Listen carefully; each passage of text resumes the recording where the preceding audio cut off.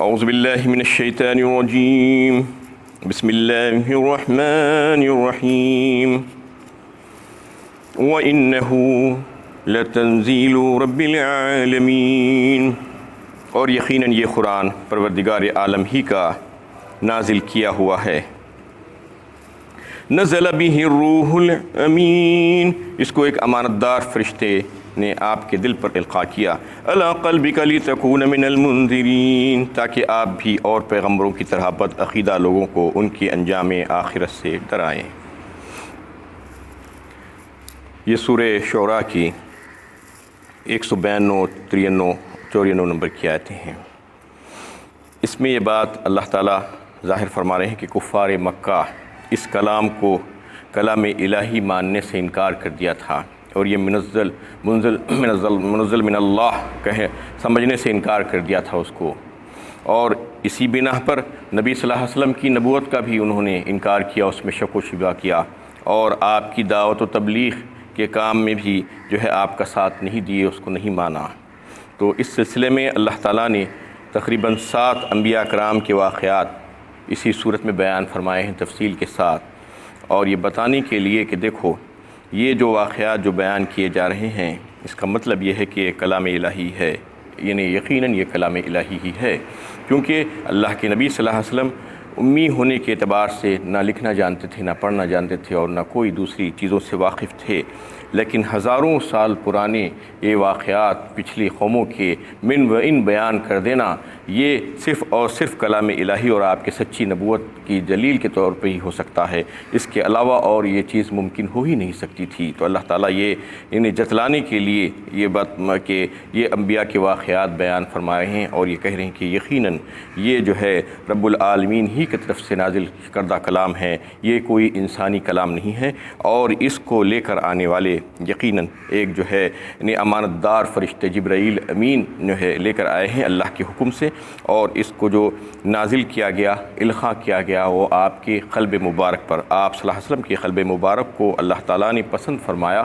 اور جو ہے وہ اس قابل تھا کہ اس کلام الہی کا بوجھ سہ سکے، اور قلب کا ذکر اس لیے کیا گیا کہ اس میں حفظ کرنے کی صلاحیت اور اس میں ادراک کی صلاحیت ہوتی ہے، اس لیے تاکہ آپ ان بد عقیدہ لوگوں کو ڈرائیں جو انجام آخرت سے غافل ہیں۔ بلسان عربی مبین، یہ قرآن فصیح عربی زبان میں القاء کیا گیا ہے۔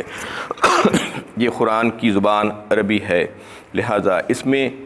جو ہے کوئی اگر اس کا ترجمہ کر دیتا ہے صرف، اور اس کو لکھ کر لوگوں کے سامنے یہ انگریزی ترجمہ کر کے انگریزی قرآن، یا اردو ترجمہ کر کے اردو قرآن، یا اور کوئی دوسری زبان میں اس کا ترجمہ کر کے اس کو اگر قرآن کہتا ہے تو یہ ناجائز ہے، اس لیے کہ قرآن کا مطلب ہے الفاظ اور معنی کا مجموعہ۔ اللہ کے نبی صلی اللہ علیہ وسلم نے فرمایا کہ الفاظ اور معنی کے مجموعے کو قرآن کہا جاتا ہے، اور الفاظ وہی ہوگا جو متن اللہ کے پاس سے نازل کردہ ہے، اس میں زیر و زبر کی کمی اور بڑی جو ہے بڑا کرنے کا جو ہے گنجائش نہیں ہے اس میں، انہیں جیسا بھی متن، جیسا ٹیکس اللہ کے پاس سے نازل کیا ہوا ہے، وہ ٹیکس وہ الفاظ کے ساتھ ترجمہ لکھنا ہوگا۔ صرف ترجمہ کر دینے سے، متن لکھے بغیر، ٹیکس لکھے بغیر ترجمہ کر دینا اور اس کو قرآن کہہ کر عربی قرآن یعنی اردو قرآن اور انگریزی قرآن کہہ کر خرید و فروخت کرنا، یہ سب ناجائز کام ہے، اور اس کو اس طریقے سے کہنا بھی ناجائز ہے، یعنی عربی متن کے بغیر قرآن کو نہیں لکھا جا سکتا، اس میں یہ کہنا مقصود ہے۔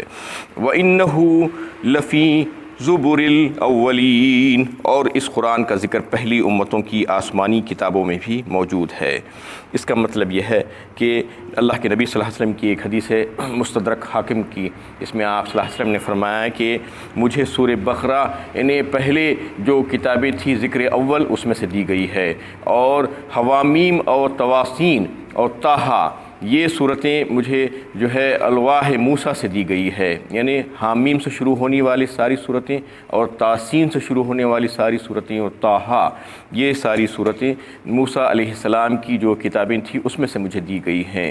اور سورہ ملک کے تعلق سے بتایا گیا کہ توریت سے لی گئی تھی اور مجھے دی گئی، اور پھر جو ہے سبح اسم ربک الاعلی ان ھذا لفی الصحف الاولی صحف ابراہیم و موسیٰ کہہ دیا اللہ تعالیٰ نے کہ وہ کتاب وہ جو ہے پچھلی کتابوں میں اس کا ذکر موجود ہے، انہیں صحف ابراہیم میں بھی اور صحف موسیٰ میں بھی۔ تو اس طریقے سے جو ہے بہت سی چیزیں ان آسمانی کتابوں سے لے لی گئی ہیں اور اس قرآن میں شامل کر لی گئی ہیں۔ اس کا مطلب یہ ہے کہ قرآن جو ہے ان تمام آسمانی کتابوں کا مجموعہ ہے، اور اس کے علاوہ بھی جو ہے بہت سی ذکر و نصیحت کی باتیں جو ضروری تھی انسانیت کے لیے، قیامت تک آنے والے انسانوں کے لیے، ان تمام چیزوں کو اس قرآن میں شامل کر لیا گیا، اور یہ بات بتلائی گئی اور یہ اعلان کر دیا گیا کہ اب سے ایک قرآن ہی چلے گا، اور دوسری ساری آسمانی کتابیں منسوخ کر دی گئی ہیں کیونکہ وہ تحریف شدہ ہیں۔ اس میں بہت سی تحریفیں ہو چکی ہیں، لیکن وہ تحریفیں ہونے کے باوجود بھی آج بھی توحید کی بہت سی باتیں اس میں موجود ہیں اگر کوئی دیکھا تو،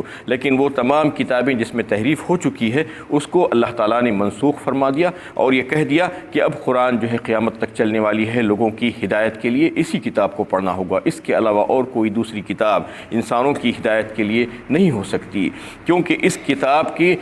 کو سنبھالنے کا اور اس کی حفاظت کا ذمہ اللہ تعالیٰ نے خود لیا ہے۔ نحن نزلنا الذکر وَإِنَّا لَهُ لَحَافِظُونَ کہہ دیا اللہ تعالیٰ نے، یعنی اس کی حفاظت کی ذمہ داری اللہ تعالیٰ نے لے لی ہے، اور اس کا بہترین انتظام اللہ تعالیٰ نے حفاظت کا کیا ہے کہ اس کو کہیں پر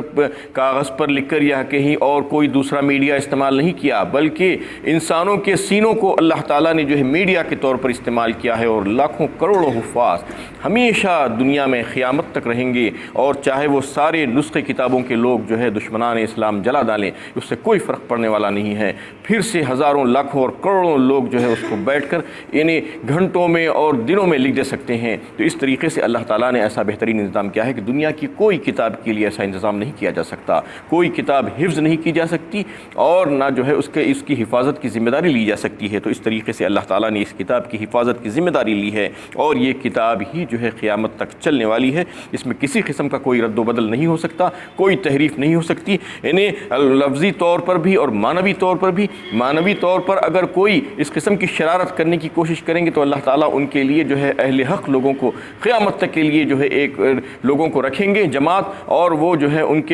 اس کی بات کو جو ہے سمجھاتی رہے گی اللہ تعالیٰ کی مرضی اور منشا کو، اور لفظی طور پر تو کسی کی مجال نہیں کہ اس میں سے ایک لفظ کا بھی جو ہے رد و بدل کر سکے۔ تو اس طریقے سے اللہ تعالیٰ نے فرما دیا کہ یہ کتاب جو ہے پچھلی آسمانی کتابوں میں سے جو ہے لی گئی ہے، اور یہ اس کا چرچا جو ہے ان آسمانی کتابوں میں بھی تھا۔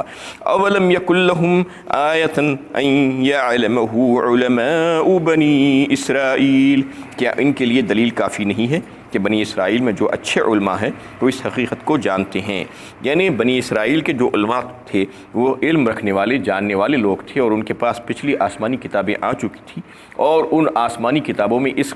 کتاب کا تذکرہ تھا کہ ایسے نبی آئیں گے، یہ خواص ہوں گے، ان کی یہ صفات ہوں گی، اور ان کے اوپر یہ کتاب نازل کی جائے گی، اور یہ کتاب کی تعلق سے بھی جو ہے اس میں باتیں موجود تھیں، اور وہ علماء اس بات کو جانتے تھے، لیکن لوگ ہٹ دھرمی اور ضد کی وجہ سے اس بات کو ماننے کے لیے تیار نہیں ہیں۔ وَلَوْ نَزَّلْنَاهُ عَلَى بَعْضِ الْأَعْجَمِينَ فَقَرَأَهُ عَلَيْهِمْ مَا كَانُوا بِهِ مُؤْمِنِينَ، اگر ہم اس کو کسی غیر عربی زبان میں نازل کرتے اور وہ اجمی انہیں پڑھ کر بھی سناتا تو اپنی ہٹ دھرمی کی وجہ سے اس قرآن پر ایمان لانے والے نہ تھے۔ اس میں اللہ تعالیٰ بیان فرما رہے ہیں کہ اگر ہم اس کو عربی قرآن کو کوئی اجمی کے اوپر نازل کر دیتے، یعنی اجمی جو ہے اس کو کہتے ہیں جو غیر عربی ہے، غیر عربی اگر اس قرآن کو عربی قرآن کو پڑھ کر بھی سناتا لوگوں کے سامنے تو بھی وہ اس بات کو ماننے کے لیے تیار نہیں تھے، کیونکہ وہ ضد اور ہٹ دھرمی میں لگے ہوئے ہیں، اور ان کا مقصد اور منشا ہی نہیں ہے کہ وہ ایمان لائیں۔ کذالک سلکناہ فی قلوب المجرمین، اسی طرح انکار حق اور شدت کفر کی وجہ انتقاماً ہم ایسی شیطانی باتیں مجرمین کے دلوں میں ڈال دیتے ہیں۔ لا یؤمنون بہ حتی یرؤوا العذاب العلیم، یہ لوگ اس قرآن پر اس وقت تک ایمان نہیں لاتے جب تک کہ وہ دردناک عذاب کو دیکھ نہ لیں۔ اس میں اللہ تعالیٰ بتا رہے ہیں کہ مجرموں کے دلوں میں ہی ہم ہی یہ بات ڈالتے ہیں کہ وہ ایمان نہ لائیں اور اس کی مخالفت کریں۔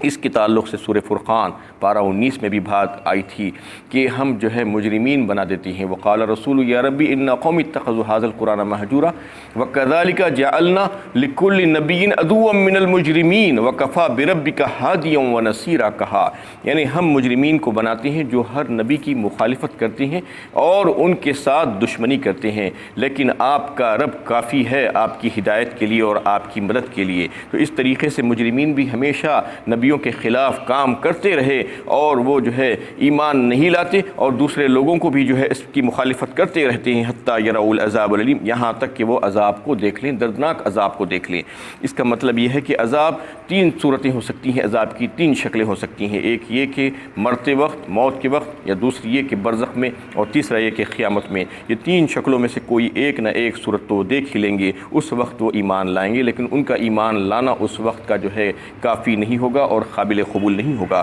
فَيَأْتِيَهُمْ بَغْتَةٌ وَهُمْ لَا يَشْعُرُونَ، پس وہ ان پر دفعاتاً واقع ہو جائے گا اور انہیں اس کی آنے کی خبر بھی نہ ہوگی۔ فَيَقُولُوا هَلْ نَحْنُ مُنظَرُونَ، اس وقت کہیں گے کیا اب ہمیں کچھ تھوڑی سی مہلت مل سکتی ہے، یعنی جس وقت وہ عذاب ان کے اوپر آ جائے گا تو اس وقت وہ بلبلائیں گے اور پوچھیں گے کیا ہمیں کچھ مہلت مل سکتی ہے کہ ہم واپس جا کر جو ہے اچھے اچھے کام کریں، لیکن اس وقت ان کو مہلت نہیں مل سکتی۔ مہلت تو دنیا میں دی گئی ہے انسانوں کو، اور اسی وقت ان سے ایمان کا مطالبہ بھی کیا گیا ہے، توبہ کا مطالبہ بھی کیا گیا ہے کہ غرغرۂ موت کے لگنے سے پہلے ایمان لا لو، یا گنہگار ہیں تو توبہ کر لو تو اللہ تعالیٰ معاف کرنے کے لیے تیار ہیں، لیکن یہ وقت گزر جانے کے بعد مہلت نہیں مل سکتی۔ مہلت تو اس دنیا ہی میں ہے، یہ مہلت سے فائدہ اگر اٹھانا ہے تو اسی زندگی میں اٹھانا ہوگا۔ أَفَبِعَذَابِنَا يَسْتَعْجِلُونَ، کیا یہ لوگ ہمارے عذاب کے فوراً ہی واقع ہو جانے کا مطالبہ کر رہے ہیں؟ اللہ تعالیٰ پوچھ رہے ہیں کہ یہ کیوں ایسا اس قسم کی ہٹ دھرمی کر رہے ہیں؟ کیا یہ چاہ رہے ہیں کہ ہمارا عذاب فوراً آ جائے؟ ہم نے جو ان کو مہلت دے کر رکھی ہے، مہلت عمر، کیا وہ اس سے استفادہ کرنا نہیں چاہتے؟ عذاب کے لیے جلدی کرنے کی وجہ یہ تھی کہ وہ عذاب الہی کے واقع ہونے کا اندیشہ نہیں رکھتے تھے، اور رسول اللہ صلی اللہ علیہ وسلم سے ہمیشہ مطالبہ کرتے تھے کہ اگر آپ واقعی اللہ تعالیٰ کے رسول ہیں اور ہم آپ کو چھٹلا رہے ہیں تو ہم مستحق عذاب ہو چکے ہیں، اب آپ وہ عذاب لے آئیے جس سے ہمیں ڈرایا جاتا ہے۔ أَفَرَأَيْتَ إِن مَّتَّعْنَاهُمْ سِنِينَ، کیا آپ نے غور بھی کیا ہے اگر ہم انہیں چند اور سال عیش و نشاط کے ساتھ زندگی گزارنے کی مہلت بھی دے دیتے ہیں؟ ثم جاءهم ما كانوا يوعدون، پھر وہ عذاب ان پر واقع ہو کر رہتا ہے جس کا ان سے وعدہ کیا گیا ہے۔ ما اغنى عنهم ما كانوا يمتعون، دنیا کے جو فائدے وہ اٹھاتے رہے ہیں ان کے کچھ کام نہ آئیں گے۔ یعنی اس میں اللہ تعالیٰ ایک بات بتا رہے ہیں کہ یہ لوگ جو غافل ہیں عذاب الہی کو جلد مانگ رہے ہیں اور ان کو ہم مہلت پر مہلت دے رہے ہیں، ان کی عمریں جو ہے طویل ہو رہی ہیں، تو اس کا مطلب یہ نہیں کہ وہ جو ہے ان کی پوچھ نہیں ہوگی، ان سے سوال و جواب نہیں ہوگا اور ان کے اوپر عذاب نہیں آئے گا۔ ان کی دنیا کی زندگی چاہے کتنی ہی طویل ہو جائے، اصل میں دنیا کی زندگی تو ایک نعمت ہے، اللہ تعالیٰ نے وہ دی ہے۔ اگر وہ کوئی انسان اس کو نعمت کے طور پر استعمال کرتا ہے، ایمان لاتا ہے اور اللہ تعالیٰ کا شکر گزار بندہ بنتا ہے اور اللہ تعالیٰ کی مرضیات کے مطابق اپنی زندگی گزارتا ہے، تو وہ نعمت جو ہے اس کے لیے رحمت بن جاتی ہے۔ اور اگر کوئی اس کے خلاف کام کرتا ہے، اپنی زندگی کی جو نعمت اس کو دی گئی تھی اس کو اللہ تعالیٰ کے خلاف استعمال کرتا ہے اور اللہ کے پیغام کو ٹھکراتا ہے، تو پھر وہ نعمت رحمت اس کے لیے رحمت نہیں بنتی بلکہ زحمت بن جاتی ہے۔ ایسا دنیا میں بہت سے لوگ کرتے ہیں، اس لیے اللہ تعالیٰ بار بار اس سے متنبہ کر رہے ہیں کہ دیکھو یہ نعمت ہے تمہارے لیے زندگی کی، اور اس کو چاہے کتنی طویل کر دیا جائے، اور اگر طویل ہوگی تو اگر اس کو صحیح استعمال کریں گے تو تمہارے لیے فائدہ ہے، ورنہ اگر تم اس کو غلط استعمال کرو گے، لہو لہاب میں اس کو خرچ کر دو گے، کھیل کود اور تماشوں میں اس کو جو ہے لالو گے، وَمَا الْحَيَاةُ الدُّنْيَا إِلَّا مَتَاعُ الْغُرُورِ کہا کئی ایک موقعوں پر اللہ تعالیٰ نے۔ یہ دنیا کی زندگی تو دھوکے کا سودا ہے، انہیں جو دکھ رہا ہے وہ نہیں ہے بلکہ آپ کی زندگی کچھ اور ہے، انہیں منٹوں میں آپ کے پاس کیا تبدیلی آنے والی ہے آپ کو نہیں معلوم، آپ آج ہے کل رہنے والے ہیں نہیں معلوم آپ کو۔ تو یہ زندگی کے پیچھے وما ہوا بمزحزحہ من العذاب ان یعمر کہا سورہ بقرہ میں اللہ تعالیٰ نے، یعنی چاہے وہ کتنی طویل زندگی دے دی جائے، ان کو عمریں بڑھا دی جائے، لیکن ان کو عذاب سے چھٹکارا نہیں پا سکتے وہ، یعنی اس کے بعد تو جا کر اللہ کے پاس پڑھنا ہی ہے اور پھر اللہ تعالیٰ ان سے حساب کتاب لے گے ہی، چاہے وہ عمر نوح ان کو مل جائے 950 برس بھی اگر وہ زندہ رہ جائیں تو بھی ان کو اس کے بعد تو مرنا ہے اور پھر اس کے بعد اللہ کے حضور حاضر ہونا ہے۔ یہ بات ان کو سمجھ لینا چاہیے، اللہ تعالیٰ بتا رہے ہیں کہ ہم عمر دے رہے ہیں تو عمر سے فائدہ اٹھانا چاہیے، اس کو رحمت کے طور پر استعمال کرنا چاہیے، نہ یہ کہ جو ہے یعنی من مانی زندگی گزار رہے ہیں، ایک ایک سال گزر رہا ہے اور برتھ ڈیز منا رہے ہیں، خوشیاں منا رہے ہیں، کیک کاٹے جا رہے ہیں۔ سمجھنا چاہیے کہ ہمارا ایک سال گزر گیا ہے اور ہم کو یہ سوچنا چاہیے کہ ہمارا محاسبہ ہم کو کو کر لینا چاہیے کہ پچھلے سال ہم نے کیا کیا کام کرنے تھے اور کیا نہیں کیے ہیں، کیا کیے ہیں، اور پھر آئندہ جو ہے اللہ سے معافی مانگ کر رجوع ہو جانا چاہیے، نہ کہ جو ہے خوشیاں منانا چاہیے۔ ایسا ہی اللہ کے جو بزرگ لوگ تھے، جو بزرگ بندے تھے، انہوں نے وہ جو ہے ڈرتے تھے اور اپنا محاسبہ کرتے تھے۔ حضرت عمر بن عبدالعزیز رحمۃ اللہ علیہ جو خلیفۃ المسلمین گزرے ہیں، بہترین خلیفہ مسلمانوں کے، وہ ان کا معاملہ یہی تھا کہ روزانہ وہ اپنی داڑھی پکڑ پکڑ کر کھینچ کر روتے تھے اور ان پر گریہ طاری ہو جاتا تھا، اور یہ الفاظ کہتے تھے کہ تیرا سارا دن غفلت میں گزرتا ہے، راتیں نیند میں گزرتی ہے، جبکہ تجھے معلوم ہے کہ آگے موت ہے اور موت آنا واقعی ہے، اس کے باوجود تو ایسا کرتا ہے۔ یہ روزانہ کہتے تھے، اتنے نیک لوگوں کا یہ حال تھا۔ لیکن ہمارا معاملہ یہ ہے کہ ہم خوشیاں مناتے ہیں، ناچ کود کرتے ہیں اور تماشے کرتے ہیں، لہو لہاب میں اپنی زندگی کو خرچ کرتے ہیں۔ اللہ تعالیٰ جو مہلت دیے ہیں وہ مہلت عمر سے ہم کو فائدہ اٹھانا چاہیے، اللہ تعالیٰ یہ بتانا چاہ رہے ہیں، ورنہ جو ہے یہ وقت تو ختم ہوگا ہی، سب کا ختم ہوا ہے، تمہارا بھی ختم ہوگا، وہاں پر جا کر تم کو جو ہے پھر تیار ہو جانا چاہیے اللہ کے عذاب کے لیے۔ ما اغنى عنهم ما كانوا يمتعون، دنیا کے فائدے جو اٹھاتے رہے ان کے کچھ کام نہ آئیں گے۔ وما اهلكنا من قرية الا لها منذرون، ہم کسی بستی کو اس وقت تک ہلاک نہیں کرتے جب تک کہ پیغمبروں کو بھیج کر انہیں اللہ تعالیٰ کی نافرمانی کے انجام سے ڈرا نہیں دیتے۔ ذکرا وما كنا ظالمین، پھر انہیں نصیحت کی جاتی ہے، نہ ماننے کی صورت میں ہلاک کیے جاتے ہیں، اور ہم ظالم نہیں ہیں۔ وآخر دعوانا ان الحمد للہ رب العالمین۔